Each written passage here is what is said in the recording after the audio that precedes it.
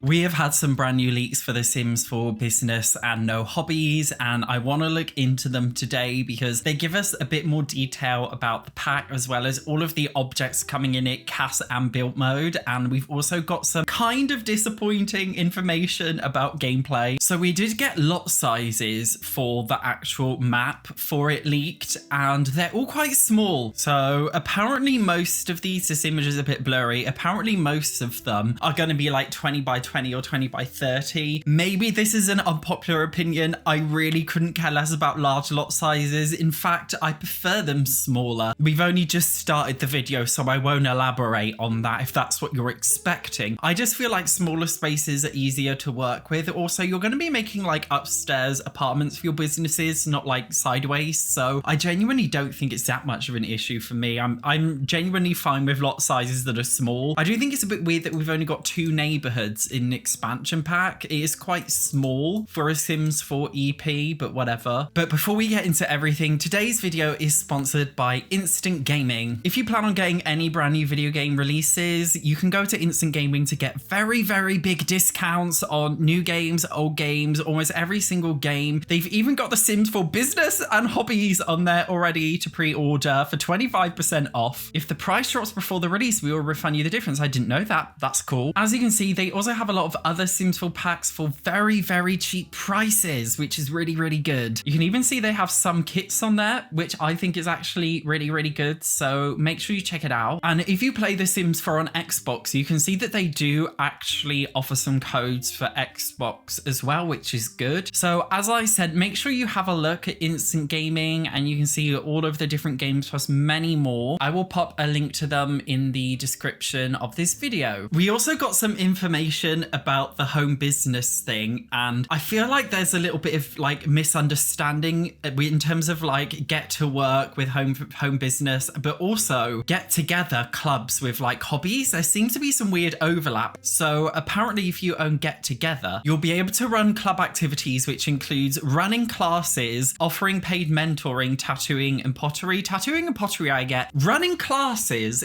how is that different like as a club to like the home business running a class system? It seems I just don't really understand. We also have some unfortunate news about the business side itself, and this has actually upset me quite a bit. So I thought with the home business thing, you'll be able to sell anything, but apparently you'll only be able to you'll only be able to sell small clutter objects. So you know the kinds of objects that can go into your Sims personal inventory bag, not the large objects that would go into the main build mode family inventory, but you know, just like the little inventory. Apparently you can only sell these small clutter objects, like the ones that you would normally fit on like the eco lifestyle sales tables. So you won't be able to sell like furniture or anything. I'm assuming as a result now, home business might not be cross-pack compatible as I thought, which is a shame. So I don't think it's like a proper retail system. I'm assuming it's just going to function like the sales tables that we have already. But then in the trailer, we saw a self-service checkout. I'm just a bit confused by these leaks. I'm not sure how much of it to believe. I'm really disappointed though if it is just small clutter items, because for me personally, okay, I really do not care if there's some overlaps with the Get to Work retail system. Like if this was just going to be a Get to Work overhaul, I genuinely wouldn't care. I suppose maybe they're trying to make it clutter only, so it's like separated from the Get to Work retail system, but I just feel like it comes at the expense of player experience if it's just clutter objects only. This is just allegedly based on leaks. It might change. And apparently there's some info about like even the animations for buying things is just lazy. So okay, maybe this is like, I don't know if you guys have noticed, but have you ever seen Sims do that animation where they just kind of do that with their hands? Do you know what I mean? Like whenever a Sim's kind of picking something up, they don't actually pick it up. Instead they just do this and there's some like the object fades into their hand. But this is like the most bloody used Sims animation, so they haven't actually animated like a proper like shop setting or anything. I'm honestly praying they at least give it some kind of depth. I'm really praying. I'm really hoping it's not shit. Like I don't know if you guys saw my trailer reaction, but this was like the one pack I felt like I was the most excited for, and with all these leaks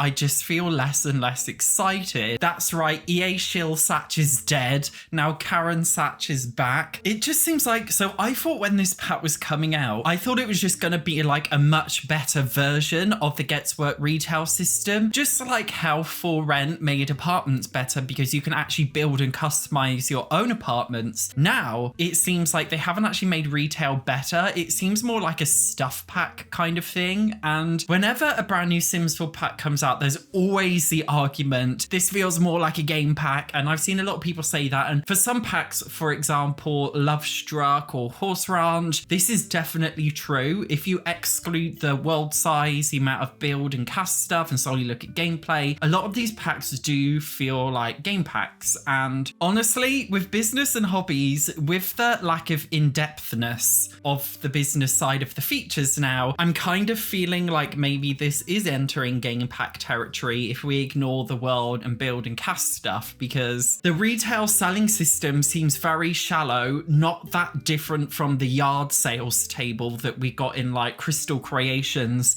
technically Home Chef Hustle. It only comes with tattooing and pottery making, two small activities. I mean, that's almost kind of entering stuff pack territory. I thought maybe the reason why there aren't that many hobbies is because they're going more in depth with the business system. But now we know allegedly that they're not going in depth with the business system, but instead it's going to be kind of shallow, just like the whole hobby side is shallow, where it only comes with pottery making, which is one hobby. Doing tattoos is not really a hobby. Maybe if you like making tattoos, it's a hobby, but fundamentally it's a job. It's not a traditional hobby. So I just don't know how I feel. I feel like this pack has a bit of an identity crisis. And I was like, with Life and Death coming out, I was like, finally the Sims team are actually putting more effort in packs, and in like, it seems like they're really trying to make this pack fun. Like, you can see they actually put a lot of effort into Life and Death. That expansion pack gave me the kind of impression that maybe for once they are actually trying to put player experience first and give us a pack that can be enjoyed by many simmers with quite a lot of detail. Like, we got the whole like death thing with funerals, and we got the inheritance system. We've got the bucket list goals before you die, and these all have different levels to them. And then if you complete it, you can do this whole rebirth system. It comes with whole like ghost mastery tree where ghosts have a lot more going on. There are lots of like side quests and like different kind of things you can do to interact with the world. It came with a brand new live career that actually felt like a good Sims 4 expansion pack. And to this day, I would still say Life and Death is probably the most in-depth Sims 4 expansion pack. So we go from arguably like the richest Sims 4 expansion pack to what now seems like a very shallow pack indeed. And I really don't want to hate on this one, because like, you guys, if you saw my Life and Death review, you'll know I didn't hate on that pack. Like, I loved it. I thought it was a fantastic pack. Most of my Sims 4 pack reviews are quite negative because most packs are quite shallow, but when they actually do a good job, I do acknowledge that, which is why I gave Life and Death a good score. In my score for Life and Death, I actually gave it a 9 out of 10 for gameplay, with an overall score of 7 out of 10. And if you've seen my pack reviews before, you'll know that that's actually quite a high review for Sims 4. They did say that we will be getting some kind of like home business event system, and I'm assuming it's similar to the For Rent system. Do you guys remember when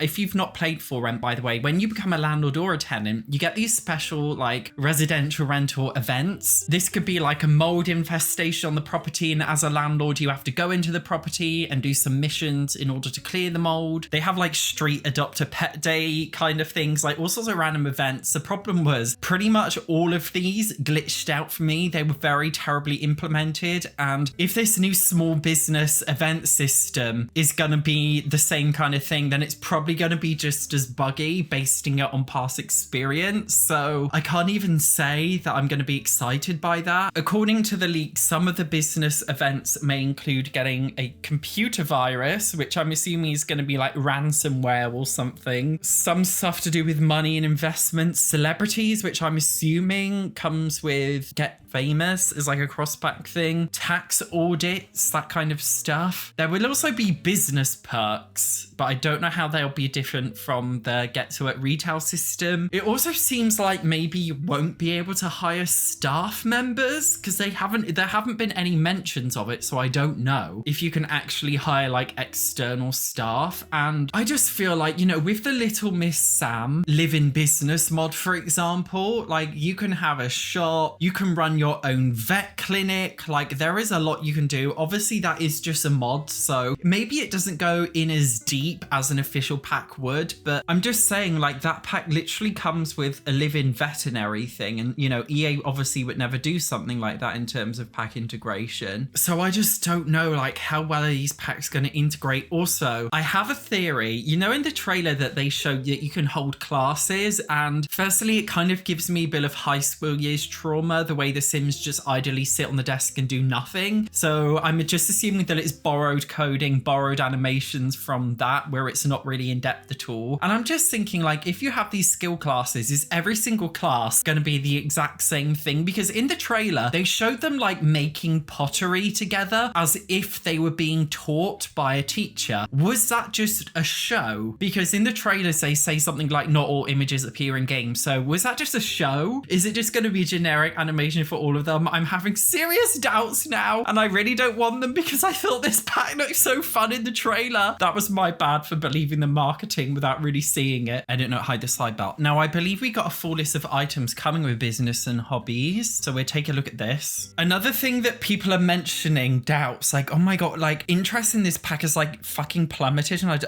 I was so excited. I feel like I'm the only one who actually feels excited. So a lot of people have noticed that, I'll move my face out the way, sorry. A lot of people have noticed that a lot of the cast slots are being taken up by tattoos, which are just kind of like 2D art things. You're not actually really getting new cast objects. Obviously you are, but people have said there's not that much. I can already tell the cast is going to be a flop looking at these. Like, look at this hair.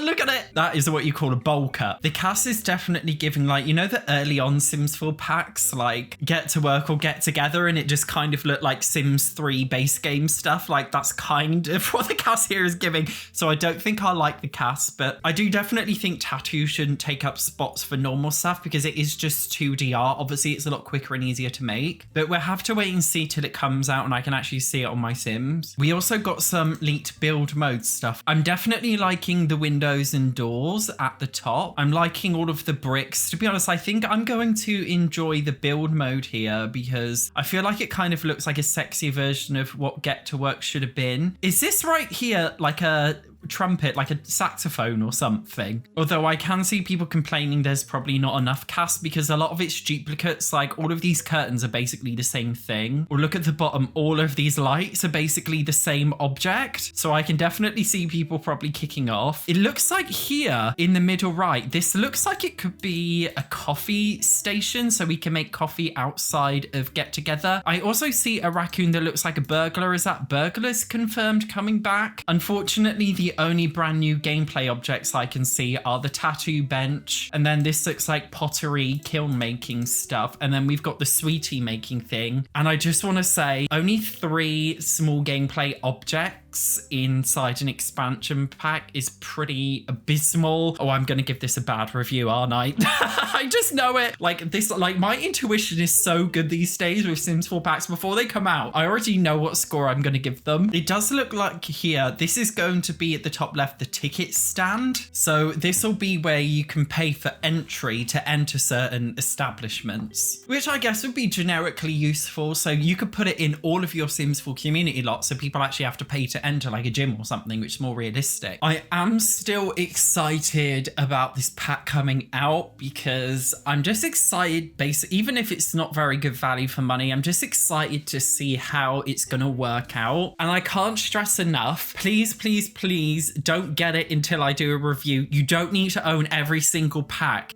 Don't get involved in all this FOMO malarkey. If you want the pre-order bonus stuff, you can actually still get it up to a month after the pack has been released. So it's not technically pre-order bonus, it's an early purchase bonus, because even like within a month after the pack's been released, you can still get the pre-order bonus stuff. And even if it's over a month, there may or may not be a way to get these objects as a mod, which I can't condone. But allegedly some people are able to do that. So even if you do miss it, allegedly, it's maybe not that deep. So please wait till my review comes out for the pack. And whenever a new pack comes out, I stay up all night playing it and I try and get through an in-game. If you're curious about my review process, I try and get through an in-game year in terms of reviewing the pack after it's come out. And because I get it after release, not early access, I get to test it with all other packs installed. So I definitely recommend waiting till I do my review instead of getting, because you don't want to waste your money. I definitely think Sims 4 players need to protest with their wallets, because it's true, if you guys all stopped buying Sims 4 packs on the basis that they were shite, then EA would